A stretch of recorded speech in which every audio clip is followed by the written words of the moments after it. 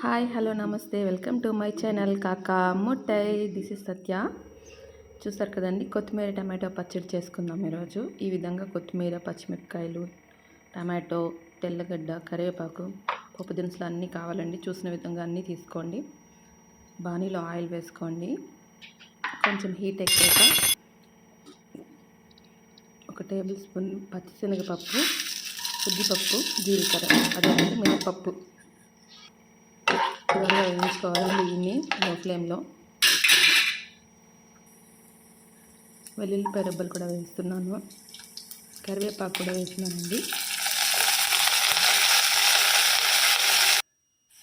ఇప్పుడు పచ్చిమిరపకాయలన్నీ యాడ్ చేస్తున్నాను. ఒక 10 మిరపకాయలు దాకా వేసాను. వేసుకొచ్చేట్లయితే కొంచెం మిరపకాయలు కారం ఉంటేనే బాగుంటుందండి. విధంగా దోరగా వేయించుకోవాలి, చిటిపట్లు ఆడుతుందండి. ఇప్పుడు అన్నీ వేగాక ఒక ట్రాన్స్ఫర్ చేసుకోవాలి, ఒక ప్లేట్లోకి అన్నీ తీసేసేయాలి. మళ్ళీ అదే బాణీలో కొంచెం ఆయిల్ వేసుకొని కడిగి పెట్టుకున్న కొత్తిమీర వేసుకోవాలండి. దీంట్లో చిన్న మంటపైన దూరంగా వేసుకోవాలి. ఫ్లేమ్ ఎప్పుడు చిన్నగా పెట్టుకోండి.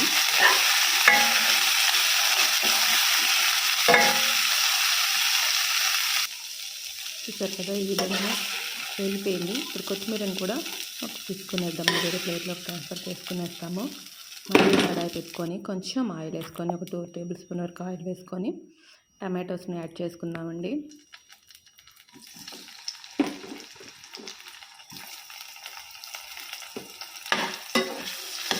టమాటోని కూడా దూరంగా వేయించుకోవాలి. మంచిగా ఒకసారి టమాటోస్ కొంచెం మగ్గవు, అలాంటప్పుడు సాల్ట్ వేసుకోండి. టమాటోస్ బట్టి తీస్తారు కదా, ఈ విధంగా చక్కగా బాగా మగ్గిపోయి ఆయిల్ పైకి తేలిపోయి బాగా వచ్చేసేయాలి. మొత్తం దాంట్లో ఉండే వాటర్తో డ్రై అయిపోయి ఈ విధంగా ఆయిల్ పైకి తీరేలాగా టమాటోని మగ్గించుకోవాలండి. ఇప్పుడు పోపు దినుసులన్నీ ఫస్ట్ మిక్సీ పట్టుకోవాలి. ఇది మస్ట్ అని చూడండి. ముందు ఈ పోపు దంతా మిక్సీ పట్టుకొని, తర్వాత కొత్తిమీర మిక్సీ పట్టుకొని, లాస్ట్లో టమాటో యాడ్ చేసుకొని మిక్సీ చేసుకోవాలండి. సాల్ట్ కూడా యాడ్ చేశాను, ఒక టేబుల్ స్పూన్ సాల్ట్ యాడ్ చేశాను. ఈ మిక్సీ దాంట్లో కొత్తిమీర యాడ్ చేసుకొని మిక్సీ పట్టుకొని జస్ట్ ఒక పల్స్ ఇచ్చుకుంటే సరిపోతుంది. తర్వాత టమాటా యాడ్ చేసుకొని మిక్సీ పట్టుకొని మళ్ళీ కడాయిలో ఒక 2 టేబుల్ స్పూన్ ఆయిల్, పోపు దినుసులు వేసుకొని ఒక ఎండుమిరపకాయలు కావాలంటే వేసుకోవచ్చండి కారానికి.